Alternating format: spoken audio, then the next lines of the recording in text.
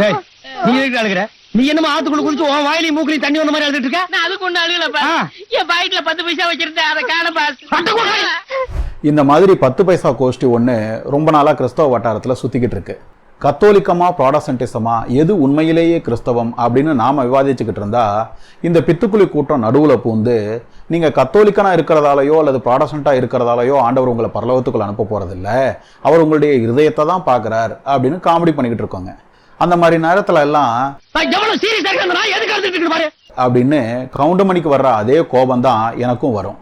ஆனால் என்ன பண்ண, நம்மக்கிட்ட பேச வர்றவங்க எல்லோருக்குமே அறிவு இருந்தாகணும்னு ஏதாவது கட்டாயம் இருக்கா என்ன? இந்த கோஷ்டியை சேர்ந்தவங்களுக்கு ஒரு விஷயம் புரியறதே இல்லை. நாங்கள் மட்டும்தான் பரலோகம் போவோம்னு சொல்றதுக்கு நாங்கள் என்ன ப்ராட்டஸ்டன்ட்டுகளா? நாங்கள் கத்தோலிக்கர்கள். சோர்ந்து போகாமல் நற்கிரியைகளை செய்து மகிமையையும் கனத்தையும் அழியாமையையும் தேடுகிற எல்லோருக்கும் தேவன் நித்திய ஜீவனை அளிப்பார் என்பதுதான் எங்களோட நம்பிக்கை. ஆனால் இவங்க கிட்ட எனக்கு ஒரு கேள்வி இருக்கு. நாம் எந்த கூட்டத்தில் இருக்கோங்கிறதுக்கும் நாம் பரலோகம் போகிறதுக்கும் எந்த சம்மந்தமும் இல்லைங்கிறதால நாம் எந்த கூட்டத்தில் இருக்கோங்கிறது முக்கியமே இல்லையா?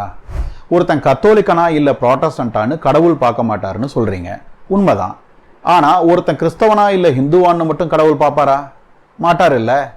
அப்போ ஒருத்தன் கத்தோலிக்கனா இல்லை ப்ராட்டஸ்டன்ட்டாங்கிறது முக்கியமே இல்லைன்னு சொல்கிறேன். நீங்கள் ஒருத்தன் கிறிஸ்தவனா இல்லை முஸ்லீமாங்கிறது கூட முக்கியம் இல்லை அப்படின்னு தானே இருக்கணும். அதை விட்டுட்டு ஏன் அவங்களுக்கு சுவிசேஷத்தை பிரசங்கிச்சு அவங்கள கிறிஸ்தவனாக்க பார்க்குறீங்க? அப்போ கடவுள் ஒருத்தனை கிறிஸ்தவனா இல்லை ஹிந்துவான்னு பார்க்கறது இல்லைனாலும் அவன் உங்கள் மார்க்கத்தை பற்றி கொள்வது தான் கடவுளுடைய சித்தம் அப்படின்னு தானே நினைக்கிறீங்க. அதே போலத்தான் கடவுள் ஒருத்தனை கத்தோலிக்கனா இல்லை ப்ராட்டஸ்டன்ட்டான்னு பார்க்கறது இல்லைனாலும் அவன் எங்கள் மார்க்கத்தை பற்றி கொள்வது தான் கடவுளுடைய சித்தம்னு நாங்களும் நினைக்கிறோம். இப்படி செய்யறதால நாங்கள் கிறிஸ்துவை விட்டுட்டு வெறும் மதத்தை பிடிச்சுக்கிறோம் அப்படின்னு சொல்லுவீங்கன்னா நீங்களும் அதையத்தானே செய்கிறீங்க.